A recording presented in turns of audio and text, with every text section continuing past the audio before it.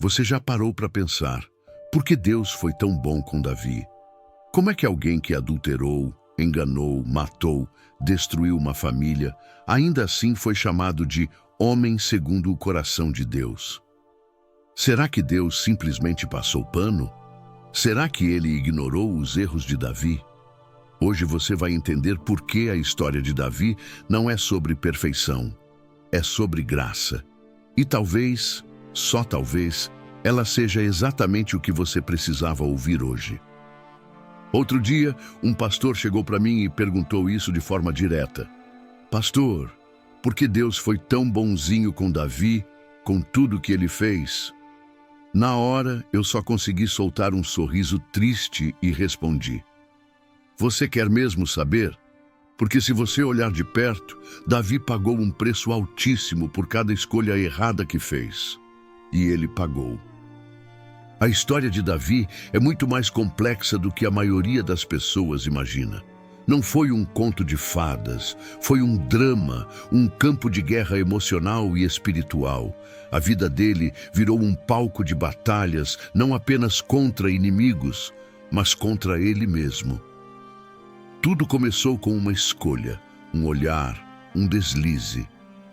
Davi viu Batseba tomando banho e não desviou os olhos. Desejou, mandou chamar, dormiu com ela. Soube depois que ela estava grávida e, ao invés de se arrepender, tentou encobrir. Chamou o marido dela, Urias, para voltar da guerra. Fez de tudo para que ele dormisse com a esposa e assumisse o filho, mas Urias era íntegro demais para isso. Davi, então, ordenou sua morte na linha de frente da batalha. E parece que deu tudo certo, né? O rei encobriu seu erro, casou com Batseba, resolveu. Mas o céu estava em silêncio, e Deus via tudo. Então veio o profeta Natã. Chegou diante do rei com uma parábola que parecia apenas uma história simples. Falou de um homem rico, cheio de ovelhas, que tirou a única ovelhinha de um homem pobre para servir num banquete. Davi se revoltou. Esse homem merece a morte. E Natã respondeu com uma frase que rasgou a alma. Esse homem é você. Ali, naquele momento, o rei caiu. Não em guerra, não em batalha, mas em si mesmo. Não justificou, não tentou jogar culpa nos outros, não fugiu. Ele se prostrou, chorou, jejuou e se arrependeu. Mas o filho daquele adultério morreu. Davi jejuou por dias. Orava, chorava, não comia, não dormia. Até que um dia ouviu os servos cochichando. Ele percebeu, o menino havia morrido. Então ele se levantou, lavou o rosto, comeu. E quando perguntaram como ele conseguia fazer isso, ele respondeu com uma maturidade que só a dor poderia produzir. Enquanto ele estava vivo, eu jejuava. Mas agora, ele não voltará para mim. Eu é que irei até ele um dia. Mas sabe o que mais me emociona? É que, logo depois dessa tragédia, Davi se deitou novamente com Batseba. E dessa nova união nasceu um menino chamado Salomão. Mas Deus o chamou de Jedidias, que significa amado do Senhor. Sim, o herdeiro do trono, o antecessor de Jesus, nasceu do ventre da mulher com quem Davi pecou. A graça venceu. E isso não é uma justificativa para o erro. É uma declaração poderosa de que o arrependimento sincero abre portas que o pecado havia fechado. Mas não pense que a história termina bem só por isso. As consequências do que Davi fez se alastraram como veneno silencioso por toda a sua família.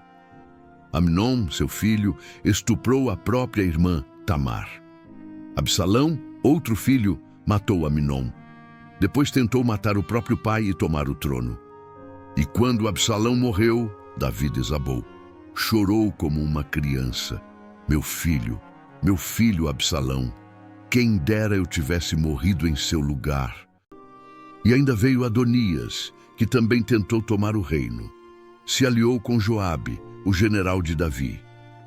e foi preciso que Salomão, ainda muito jovem, se impusesse. Foi duro, mas necessário. Ele teve que mandar matar Adonias, teve que eliminar Joabe, tudo para proteger aquilo que Deus havia determinado. O pecado foi perdoado, sim, mas as consequências vieram como uma tempestade. E mesmo assim, Deus nunca deixou de amar Davi. Sabe por quê? Porque Davi não tinha um coração orgulhoso. Quando errava, ele se quebrantava. Os salmos que ele escreveu são confissões sinceras, rasgadas, doloridas. Davi era apaixonado por Deus. Não era perfeito, mas era profundo. E é aí que está a chave. Porque Deus não resiste a um coração quebrantado. Ele não procura os que nunca caem. Ele se aproxima dos que sabem levantar. Enquanto Saul, por exemplo, quando confrontado, dava desculpas, Davi se humilhava, aceitava, mudava. Ele não tentava parecer justo, ele queria ser transformado. Ele entendeu que o maior erro não é pecar. O maior erro é se recusar a se arrepender. Davi era rei, mas se colocava no chão diante de Deus. Buscava a presença, jejuava, adorava. Os rabinos dizem que 7 vezes por dia ele se curvava diante da tenda do tabernáculo. E quando a sombra dos querubins se projetava no chão, ele se deitava sobre ela como se dissesse: Senhor, eu só quero estar onde está a tua presença. Por isso Deus fez uma promessa eterna. Nunca faltará descendente de Davi no trono. E cumpriu. Jesus, o Filho de Deus, veio dessa linhagem. Sim, ele é descendente de Davi, de um homem que caiu feio, mas levantou com fé. A cidade de Jerusalém é chamada de Cidade de Davi. É lá que tudo começou, e lá que tudo vai terminar. Por isso é tão atacada. Por isso o inimigo odeia tanto aquele lugar. Mas no fim, o que fica é isso. Deus ama os que reconhecem sua fraqueza. Ele se aproxima dos humildes. E se o coração estiver quebrado, ele restaura. Talvez você tenha errado. Talvez sua vida esteja cheia de consequências dolorosas. Mas se Davi encontrou perdão, você também pode encontrar. Porque a graça de Deus é maior do que o seu erro. Se essa história falou com você, se essa mensagem tocou seu coração, eu quero te pedir agora, com todo carinho, deixa seu like, se inscreve no canal Minutos Sagrados e compartilha esse vídeo com alguém que precisa ouvir isso hoje.